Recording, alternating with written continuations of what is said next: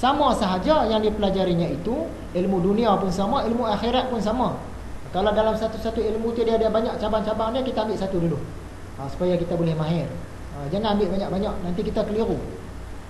Bila ambil banyak-banyak ni, kita datang ragu-ragu. Kita rasa hairan, lemah pendapat, dan membawa kepada putus asa. Susah sangat mazhab tu kata macam ni, mazhab ni kata macam ni, payah sangat. Tak payahlah, lagi rugi. Baiklah ambil satu. Bila kita ilmu dah meningkat, tak apa.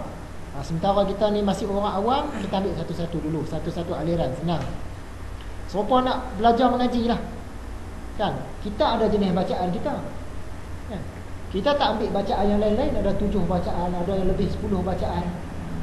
Kalau budak baru nak belajar, kita bagi semua bacaan tu kat dia, macam mana dia nak baca?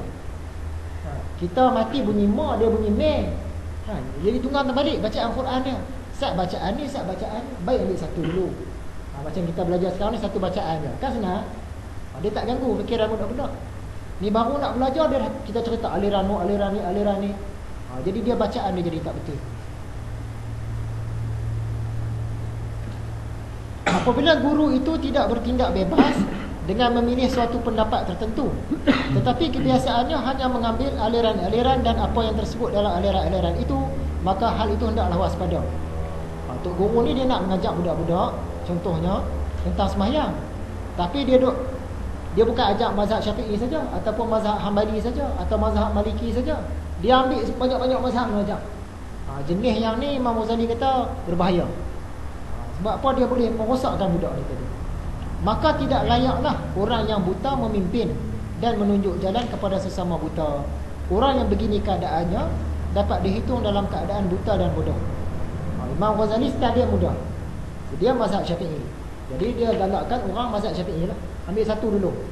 Bila dah mahir dah mazhab Syafi'i ni, barulah ambil tahu mazhab lain. Jadi senang. Kalau tidak dia bercelaru.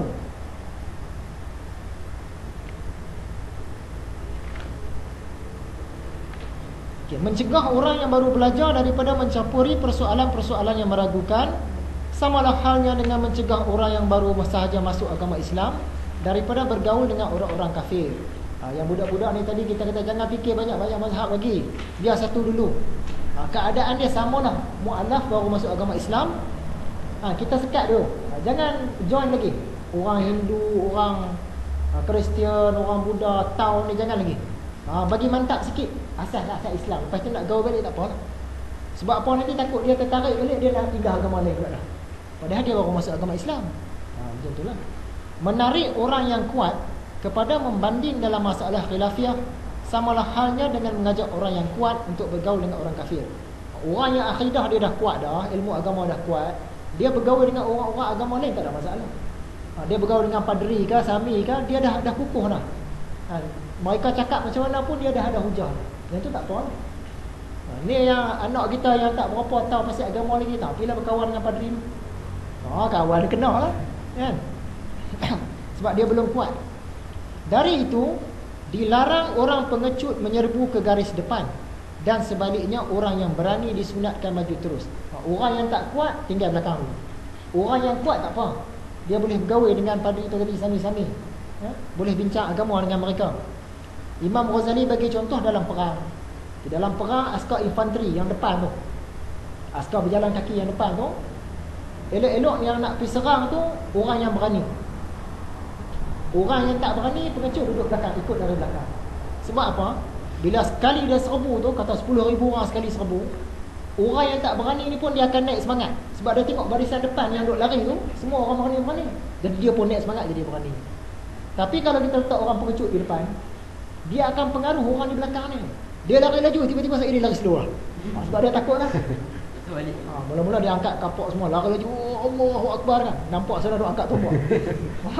Sana pun 10,000 orang juga. Jadi dia dah slow lah. Bila dia slow, orang belakang ni pun akan terikut. Siapa dia slow? Jadi orang berani kena letak depan, supaya dia boleh pengaruhi orang tak berani jadi berani. Jangan letak orang tak berani di depan, sekali dia pengaruhi orang berani pun jadi tak berani. Rugi. Termasuk dalam bahagian melengahkan yang penting ini ialah sangkaan sebahagian orang yang lemah bahawa boleh mengikut orang-orang yang kuat mengenai persoalan-persoalan yang mudah yang diambil daripada mereka. Dia tidak tahu bahawa tugas orang yang kuat berbeza dengan tugas orang yang lemah. Ada satu orang ni, dia baca tulisan saya tentang dialog dengan Kristian. Baca. Dia kata, baguslah tulisan.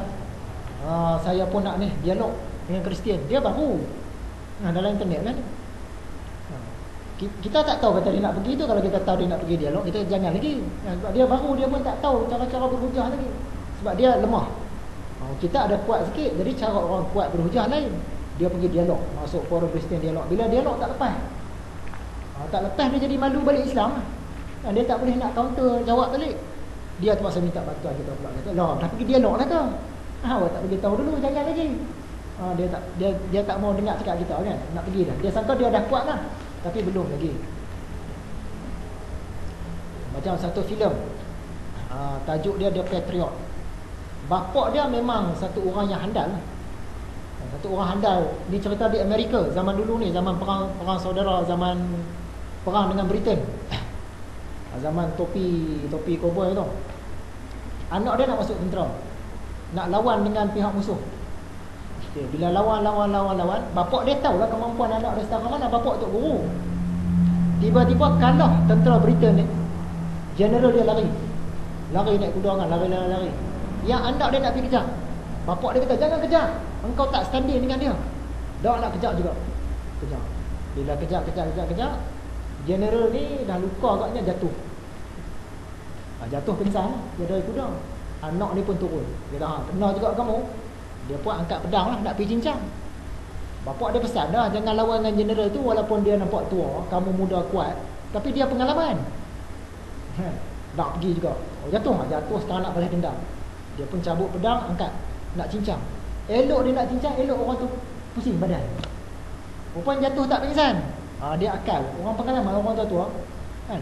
Dia pusing badan, terus dia tikam dulu. Kita duk angkat, dia masuk dulu. Mati anak dia. Bapak dia sampai mati dah. Nangis ada bapak dia. Mel Gibson dia kata, aku dah pesan dah, jangan pergi lawan. Kamu tak standing dengan dia. Dia sangka dia cukup kuat lah. Padahal orang tu general. Tua-tua dia pun dia banyak pengalaman dia. Dia tak mau dengar cakap nak pergi lawan juga. Jadi orang yang lemah, dia bidang dia lain. Orang yang kuat bidang dia lain. Dia tak boleh sama. Jadi rasa sekadar itu saja perkongsian kita kali ini. Secara ringkasnya, kita dah belajar 4 adab-adab belajar. Semua ada 10. Yang pertama, nak belajar ni kena sucikan hati. Yang kedua, kena berhenti sekejap fikir hubungan keduniaan yang lain-lain ni masa belajar. Yang ketiga, jangan sombong dengan ilmu, jangan sombong dengan guru. Yang keempat,